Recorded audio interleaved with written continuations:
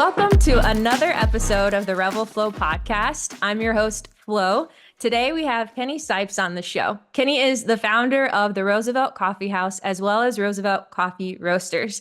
Their mission is to bring clean water to communities, fight against hunger, and contributes to the fight against human trafficking. So thank you, Kenny, for being on today. Thanks for having me. Of course. Just to give context to the listeners, Kenny was my youth pastor back in middle school, and I was really good friends with his daughter, Emma. And he was definitely, I don't know if at 13-year-old I would call you this, but you were like a mentor in a way of my life, kind of giving me good guidance in my youth. And since then, you've started this Roosevelt Coffee House. I think maybe a project in mind at first, but it's really just exploded into something that's been, I was just telling this before, like it's even been really meaningful to my family, not just because of the great things and the great work you're doing, but me and my husband had our first date there. So it's got a special place in my heart. And so, yeah, I was just curious if you would tell us about what kind of kicked off the thought to even lean into starting the Roosevelt. What was the initiation there? Sure. Thank you for the intro.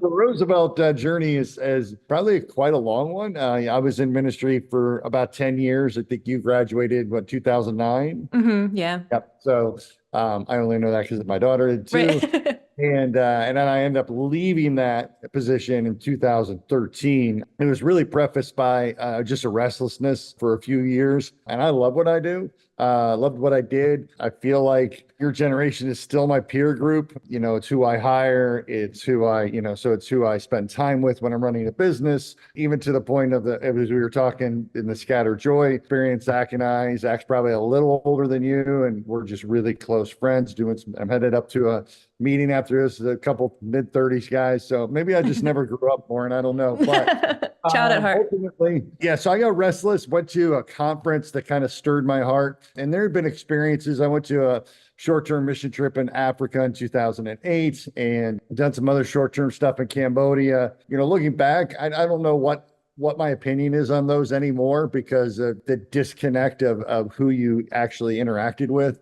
afterwards. So, but that's for another podcast. We could do that in the next episode. But ultimately, when I got back from Africa, I know my wife just basically said, "Hey, the man who got on the plane has never returned." And a couple of years after that, she said something like, "Hey, if you ever need to leave the church, I'm at peace with that." And I was like, "What the hell is that supposed to mean?" And she just said, "I'm just telling you, when you know what I already know, you don't have to come home and convince me."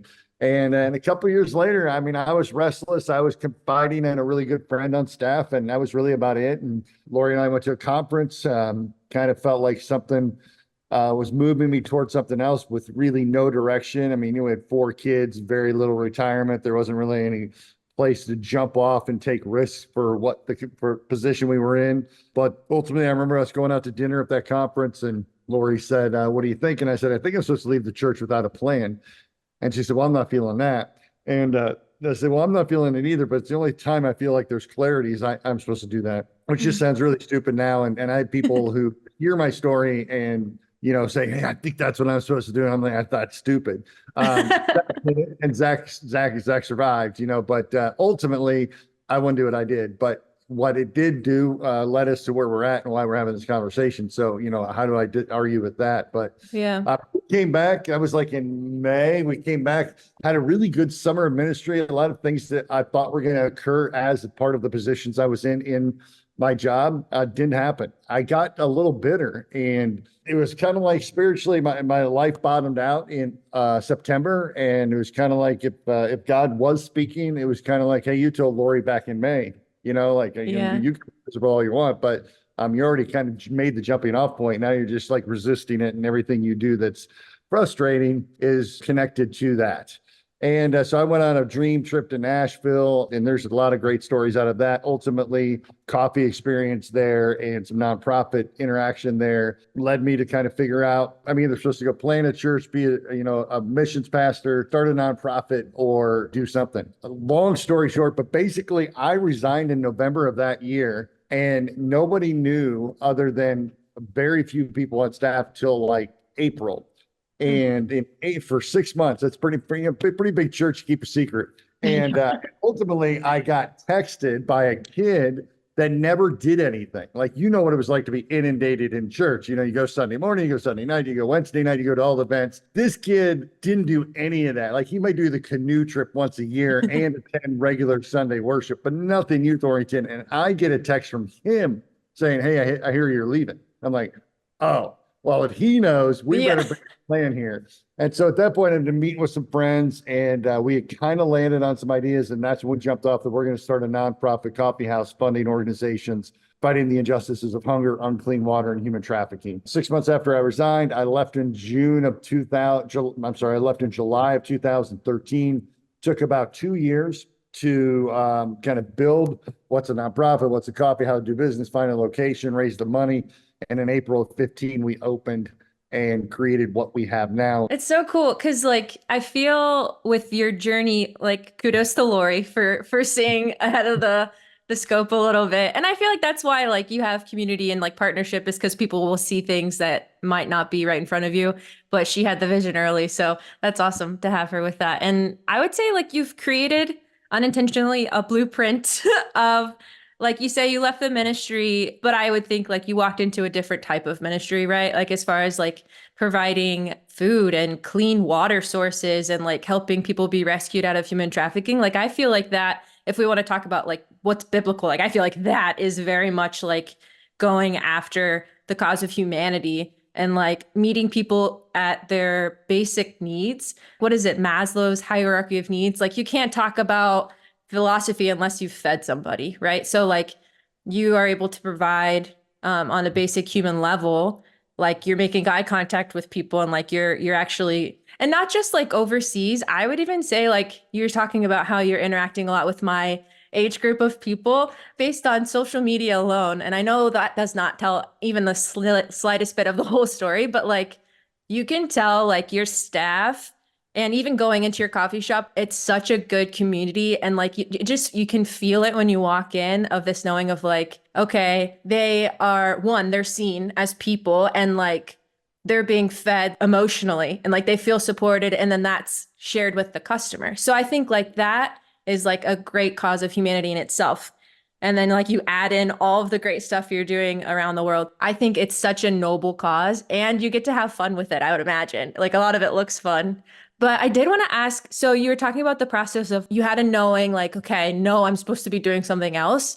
And you basically put yourself through your own like business school, essentially, right? Because you'd worked in a record. Did you own the record store? Not just manage it, but yeah, Manage it.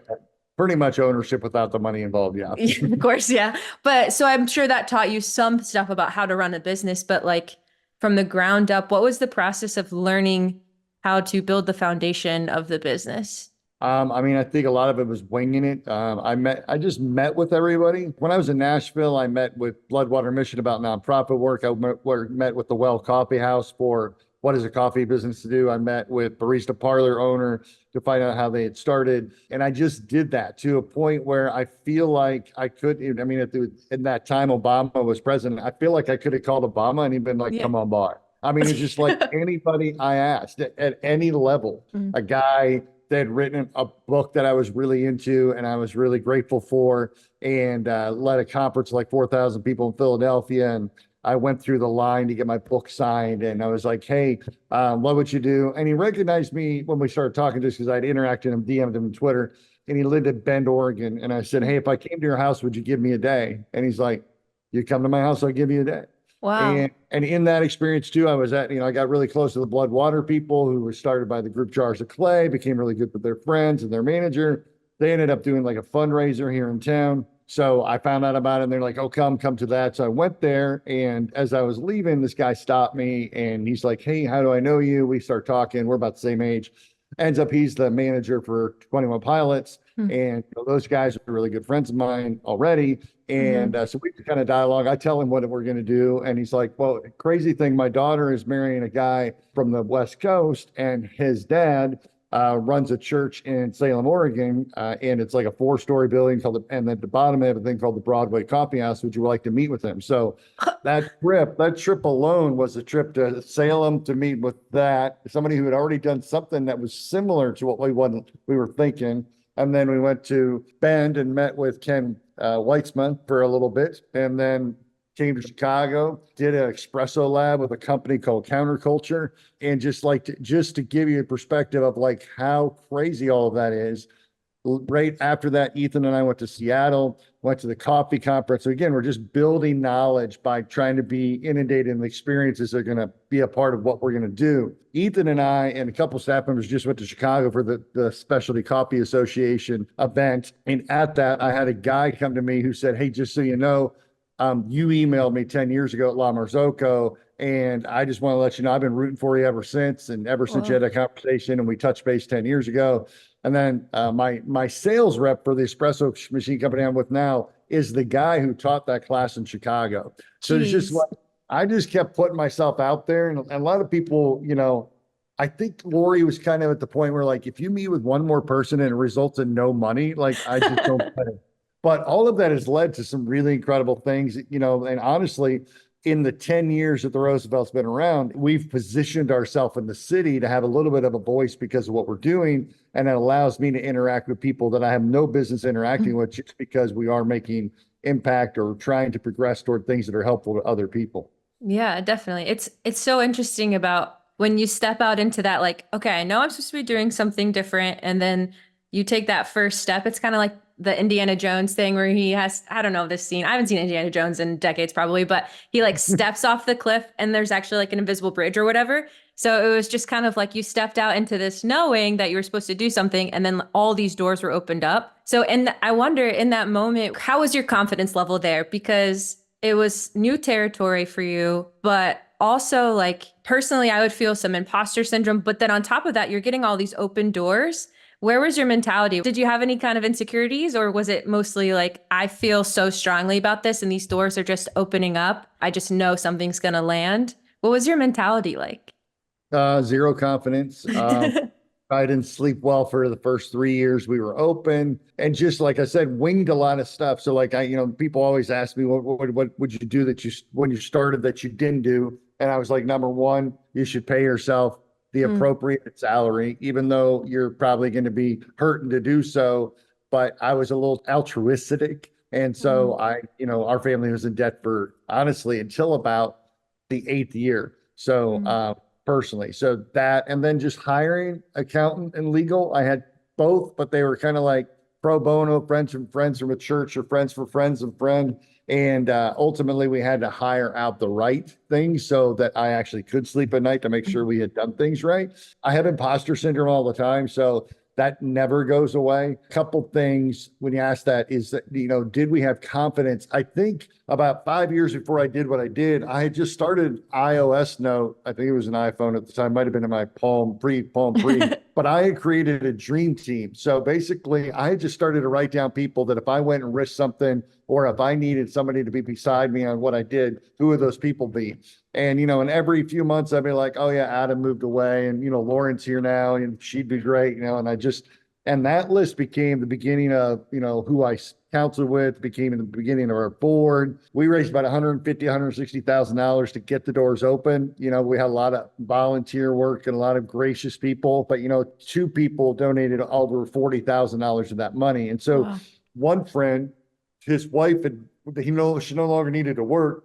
She got an opportunity to go back to work part-time, making really good money. And then she just donated half of that salary to us for a year. Wow. So when you go through imposter syndrome and you go through lack of confidence, when you create something like this, now there's the burden of people that are dependent on the job. You know, my oldest son is the lead roaster. He's been with us from day one. Our manager for both shops has been with us from day one. Previous roaster was with us for 8 years. You know, there's this like burden of how do we make for sure we're taking care of the people we take care of. And it's no longer just, hey, let's give money and let's be an awareness piece and a in-kind coffee piece to organizations doing the things that we want to fight. But ultimately, now it's more about how do we take care of who we are and how we do it and who's doing it for us, so all of those other things can happen. So yeah, I still go through that. There's just kind of like, it's funny, last year, because the pandemic's just been such a shit show, that last year I started getting out in the public again, right? Like, it's just like,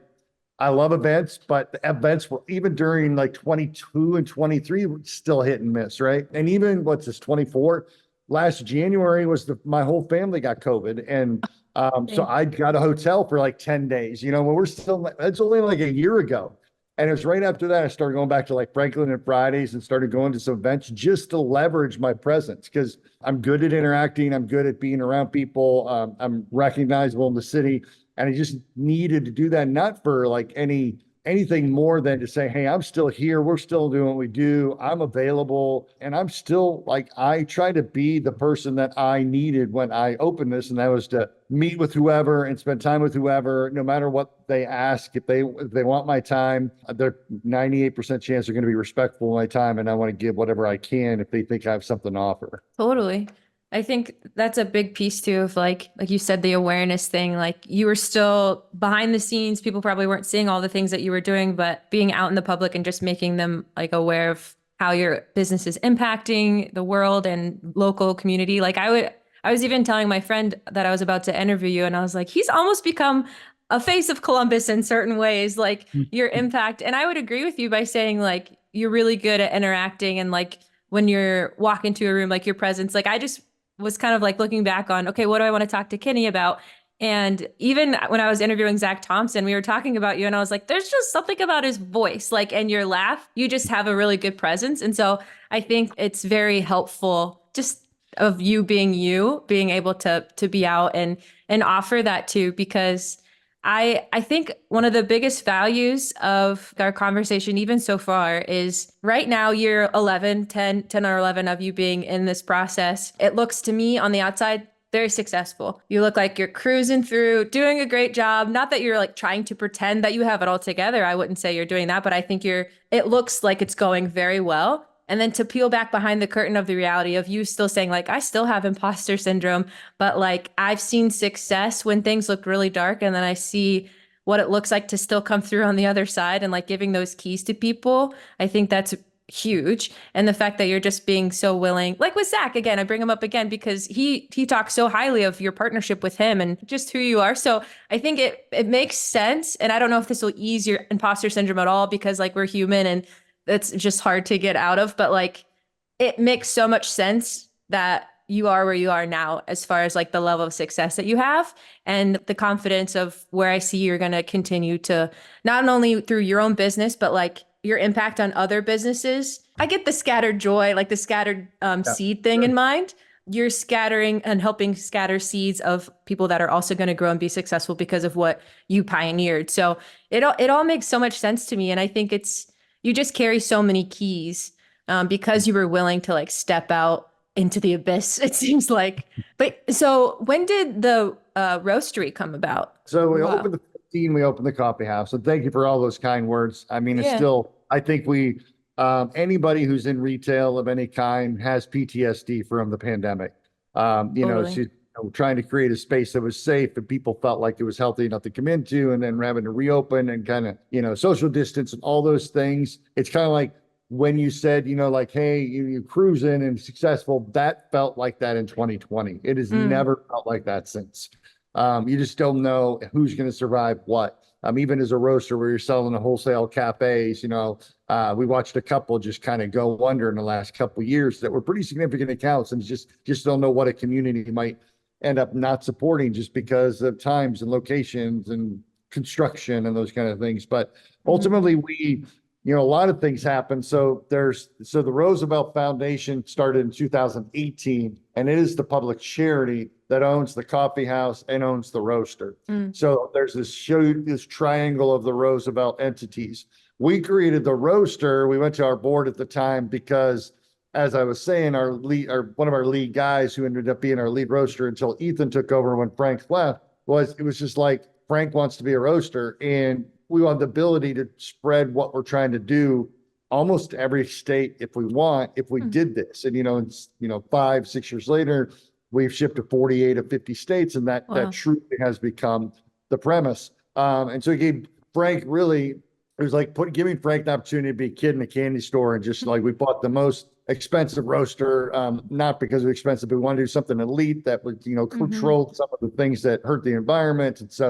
And whole another incredibly wonderful, beautiful, crazy story. We raised $250,000 to start the roaster company. All 5 of those loans came from people that were friends of ours at the shop. That's it. Wow. Not know there isn't a one of those people that I knew as a friend before we opened the shop. And here, Wow. here we are years later, so just even that. So we opened that in 2018. That year we licensed our brand. So there's like a Roosevelt Coffeehouse and Olentangy River Brewing and Lewis Center. So kind of like there's a Starbucks and a Target, there's a Roosevelt in Olentangy River Brewing.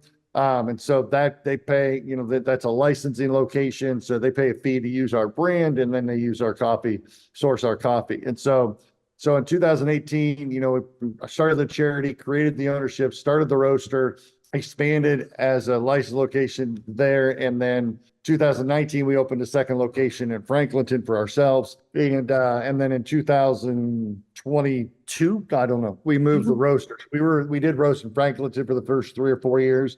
We're now in the old Hilltop Bank building in the middle of the Hilltop. So essentially like 4 locations in a way. Yeah. Yep. You'll see me at any of the 3, 2 downtown or the roaster, just depends on the day of the week. Yeah. I go to the one at Olentangy River Brewing because I work just with how the nature of my work is. I'm passing there all the time and I'm like, I'm going to go get some coffee. So thank you for being there because it's right on my route for work.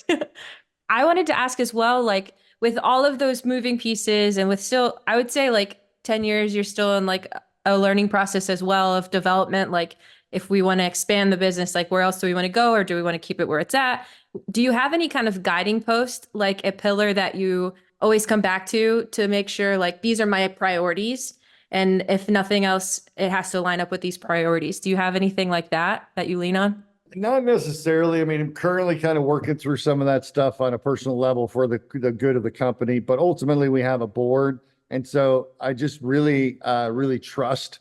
I'm the guy that's going to get the people hitting me up going, hey, would you like to expand to this location? Hey, we would love to have you here. And so I'm the gatherer of information and the person that's out there doing that stuff. But I do bring that to the board for the wisdom that they have to offer. And we're all pretty much on the same page, just, post pandemic, unless you're letting us come in for free, we're probably not going to expand right now, just because we want Franklinton to find the same kind of pace that our Longstreet location has. So we're just kind of waiting that stuff out. But ultimately, I trust the board for most of that stuff because I feel like I'm limited on how much I know. So, I've got board members who are key in finance, key in social enterprise, key in DEI, all of the things that'll help us be most successful. So it's the team aspect. I think that helps too. Do you feel like it alleviates a lot of the pressure off of you? Like I would imagine when you started it, it was very solo in a way. And now having that team. I still feel the pressure because ultimately I feel like, I'm the guy who signs every check. I'm the financial fall guy just because of the way we're built and how all of that stuff just goes on paperwork. But yeah, I mean, I really do trust my board, and again, half the board is from people that was from that dream team, and the other half of the board is from people that became customers that loved our vision and wanted to be a part of what we did when we had board opportunities. So, we don't recruit for clout. We don't have a bunch of board members that are executives in major corporations for their pull and what they can create in whatever. We've stuck with people who seem to be passionate about what we're doing. So we're low maintenance. We're just trying to blue collar our way into succeeding so we can make impact as we have committed to. I think that's a good avenue to go because you get to be more authentic and you don't have to compromise for your board members that are like trading you in the stocks or something. You get to actually say yes to what you want to say yes to and know what you feel to say no to. And I did want to ask a little bit, what impacts has it had on the cause of, and you don't have to give specific numbers if they're not in front of you, but where have you seen, or maybe like a fun story about what the Roosevelt has been able to provide for either clean water sources or fighting against hunger, human trafficking? Do you have any stories from that? I have a lot of tidbits, I guess. I think a couple things. I mean, we've given a little over $230,000 away in 9 years, affected over 75,000 people, had over 1.5 million people walk into our shops. Those numbers seem to be important to people. They're not as important to me just because, but I'll use nonprofit, comparison, because for $1,000, I can do almost 200 meals at Faith Mission, or I could do 40 hours of $50 an hour trauma therapy counseling for a woman rescued from human trafficking. So on a report, this one says I affected 200 and this one says I affected 1. So when you put the 1 on there, like, well, you're not doing much, but it's like, But are the Mm. legs of what that will become? She's a better mom. She decides to get her education. She gets her master's. She goes into social work. She starts affecting people in a way that trickles down into many, many other women and families, but you can't measure that stuff. So that's why I'm a little like, yeah, the numbers look great, but ultimately I can just promise you we're doing what we're doing. I think too, one thing, is I've really kind of, as a board, we've just had to strategize or pay attention to what's working. And honestly, the two human trafficking organizations we support the most do not help, in theory, are not helping women that have been rescued, because there are tons more women still working the streets than those who have kind of come off the streets. And so we work with two drop-in centers that still work with women. Upwards to 500 to 1,000 different women will come into their facilities in a year's time. Mhm. And it's just a drop in the bucket. And you think about that, west side of Columbus, 1,000 women are walking in these drop-in centers for food and clothes and coffee and hugs and counseling and whatever they might be offering, medical help. And it's just a tip of the iceberg. So all that to say is, we've kind of committed to, like, they might post an Amazon wish list, and then we'll just buy the wish list so that we can help facilitate things. And then you learn things like, we had one of the directors came to us, said, could you help us provide hoodies? And I was like, not a problem. And she goes, and they have to be zip up hoodies. Mm. And the reason they have to be zip up hoodies is so many women on the street have MRSA wounds on their head, and it's very uncomfortable and painful to be dragging hoods over their head. Who knows that without having conversation, people doing the real work? So we're humbled to kind of be a liaison for that work, because we aren't as direct as that most of the time,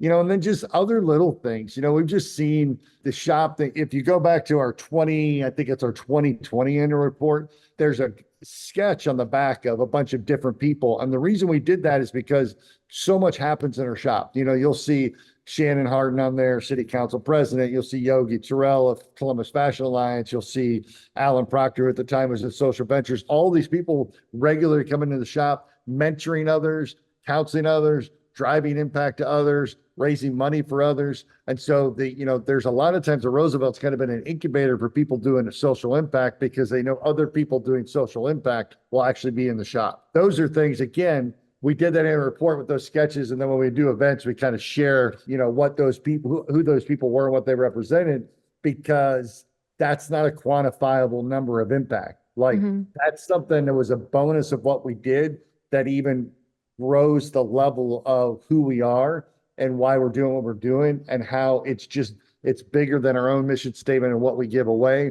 There's a synergy in the shop that happens because of that. Some of what you discussed or shared when you said you saw that in our staff, they know 98% of the job is going to be being a barista, but they also know, because if they can be a great barista, then what we do outside and what Kenny runs behind the scenes trying to navigate help to others, that is amplified by how well they do their job. It gives them more ownership too, I feel like, is because they get to see more behind the scenes than like the customer of how their smile is actually impacting feeding somebody, And so it just gives it that much more buy-in. And that's probably where a lot of the presence I feel like when I go in there.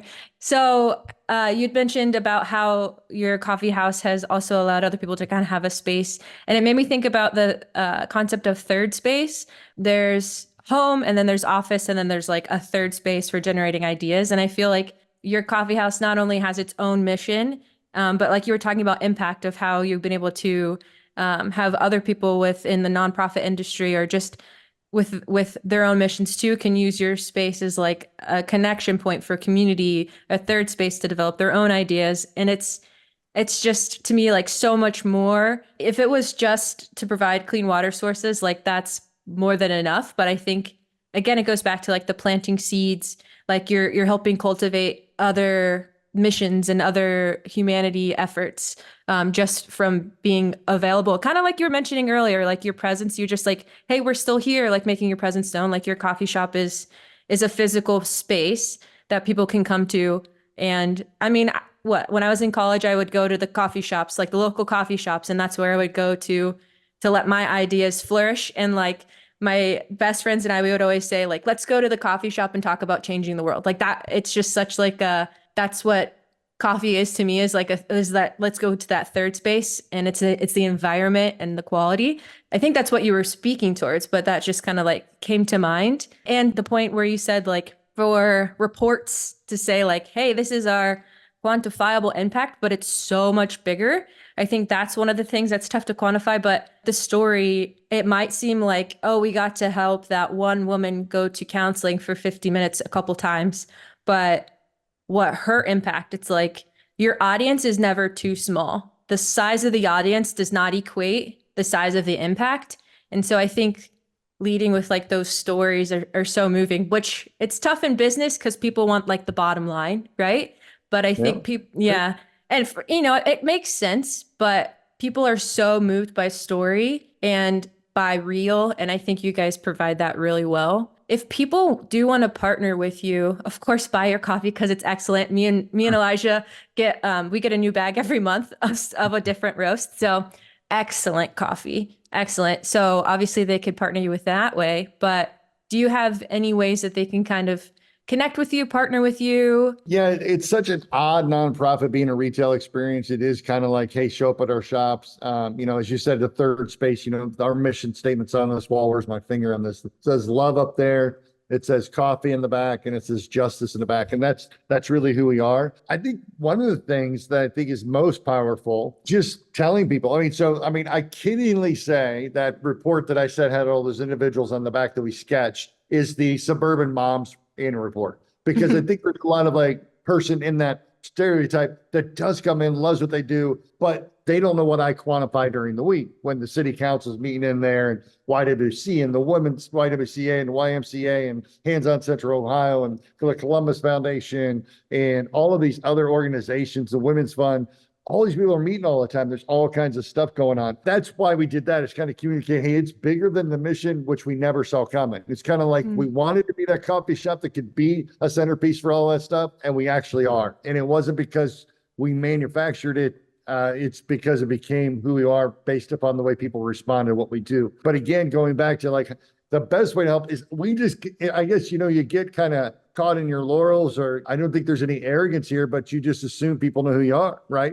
But I literally could walk through my neighborhood because I still live in the burbs, and I could walk to 20 houses, and I bet you one knows who the Roosevelt is. So, going and just like, just communicating, hey guys, have you been downtown? When you go downtown, maybe hit up, Dirty Frank's, get your pastries at Fox, grab some coffee at the Roosevelt. Why the Roosevelt? They're doing good things and a lot of great people there. And it has become a second home or third home for some people. We have college students, we have business leaders, we have work from home people, we have, all of those other people doing impact and change. And then it's just allowed us to like help those communities interact with each other also. And, that's kind of what I like to do, is find out what a student might be studying, and that they're in there all the time, getting that feel who they are. And then if it's fashion, all of a sudden I can take them to the director of Columbus Fashion Alliance because he's sitting across the room.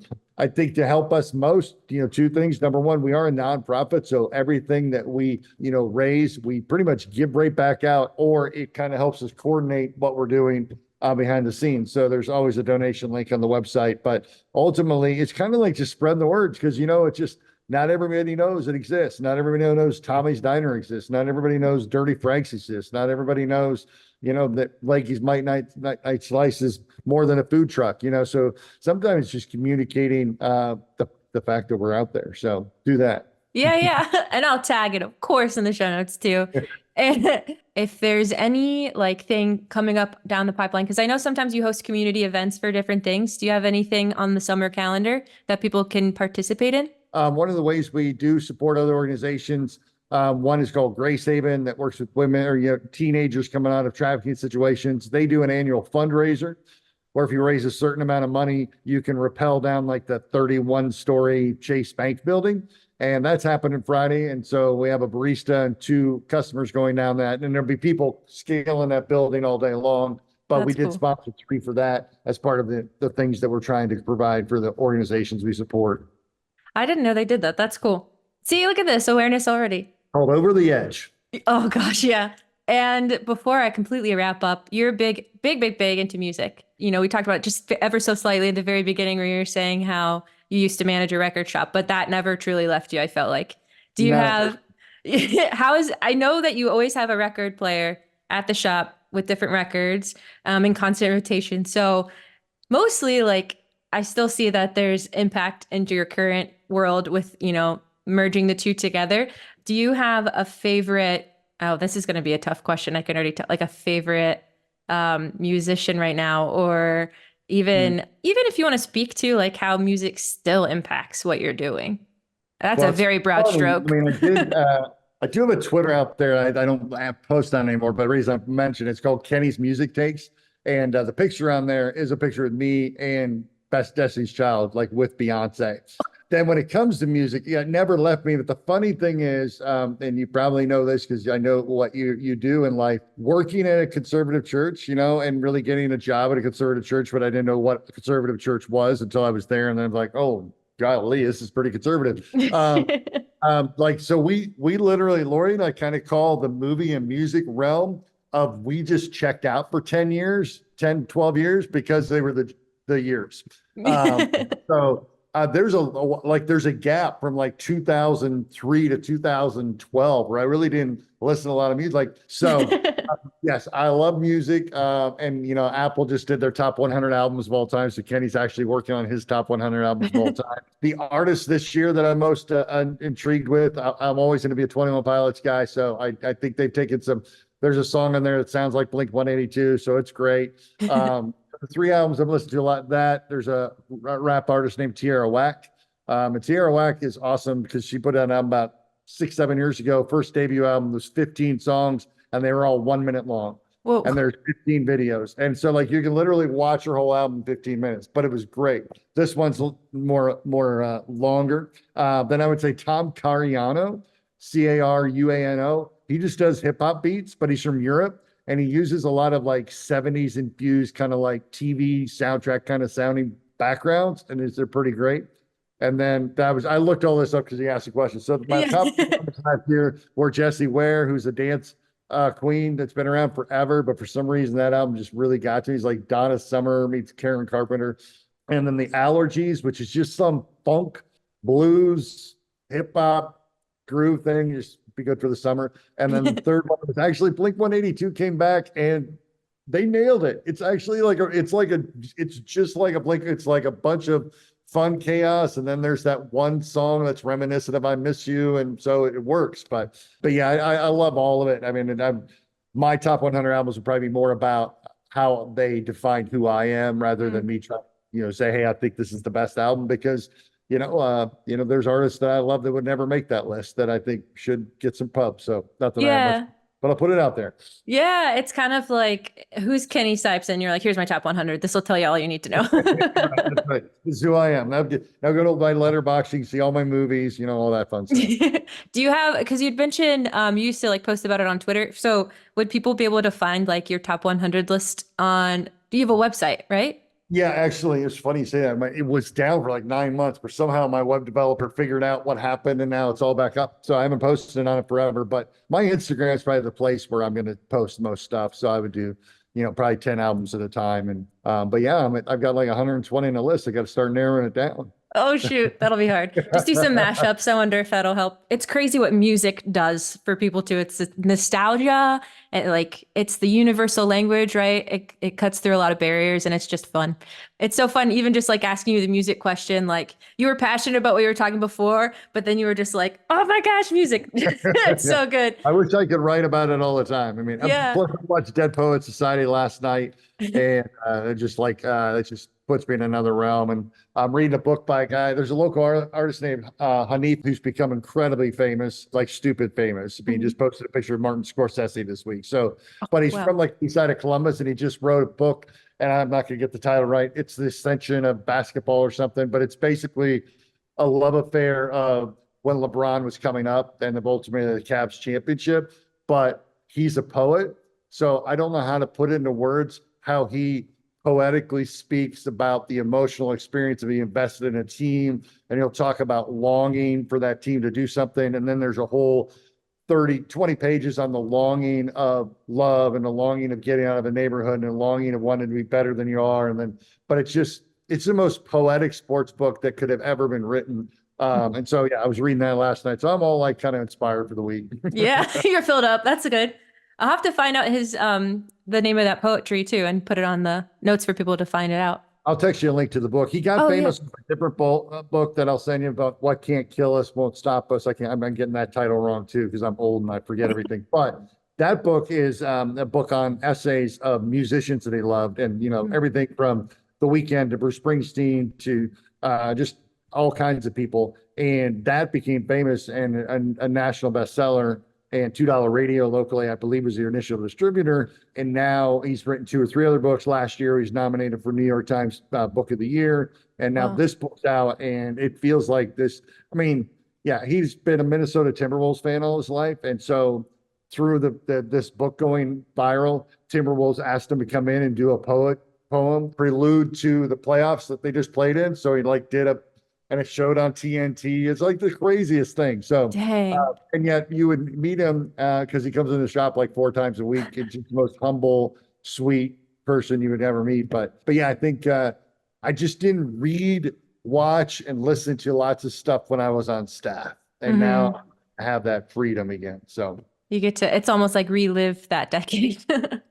Yeah. And I think too, starting the Roosevelt, I think I just read every self-sacrifice book there was and every music inspirational, and I couldn't do any more of it. It's like I couldn't read one more book that said give up this stuff because I'd given up too much to make it work. So it was about 3 or 4 years in before I was even I remember my favorite action movie of all time is Fury Road. And I was just I was asking myself a few months ago, why didn't I ever see this in theater? Well, it literally came out in May of 2015. We opened in April. I was oblivious to the world, for about the first, Thursday, we opened that shop. Our dog died in September. My dad died in November. And, so it's just this crazy time to get to the point where we got in 2020, where we're like, all right, we're finally riding our laurels until the pandemic. But even that, just kind of trying to figure out how those things do feed and bring up my spirit and motivate me, inspire me, create creativity, because I don't want to stop doing that. People inspiring people. It's nice when you can take the guardrails off a little bit. Yeah, it fills you up and it keeps you moving forward. And we end with either, if you have a game-changing thought that's really been a big mentality shifter for you, or if you have anything that you would like to kind of charge the audience, give them a little challenge to lean into. I'll give you 2. One is, I heard a guy say this in an Alcoholics Anonymous conference when I was your age, when younger than you now. And he basically said, if you want to get happy, forget yourself. And I think we have a culture that, it's hard to do that because it's well, I can't forget myself. I need to love myself. Absolutely. But ultimately, you got to have some self-sacrifice. And I think what that has become in my life is that my job is to make whoever I'm with feel like the most important person in the room. So that would be my adage. And then out of that book I was just mentioning, he said this just gives I love this line. It's not a motivation line. It's just it's a poetic way to speak to something we all experience. So he's talking about fear, and he's talking about how it just we hear it and we can't, a lot of times it overcomes us. And the line was the whispering over the percussion of fears. And he's talking about how we speak above them because the fears have a beat that we just can't stop listening to. And that line is whispering over the percussion of fears. And the whole book is just slammer after slammer of line after line. You're just I'm skimming past deep stuff here, So those are the 2 things that came to mind. That's so cool. I love it. I'm very visual. So any kind of visual picture that can become a tangible thing for my thoughts is huge. I love that line. Well, I really appreciate you spending the time to talk and share. Of course, you have so many keys, and I feel like we just hit the tip of the surface of it. But yeah, everyone go check out Roosevelt Coffeehouse. They're doing awesome stuff. Kenny, again, thank you so much. Thank you. I'll see ya. All right.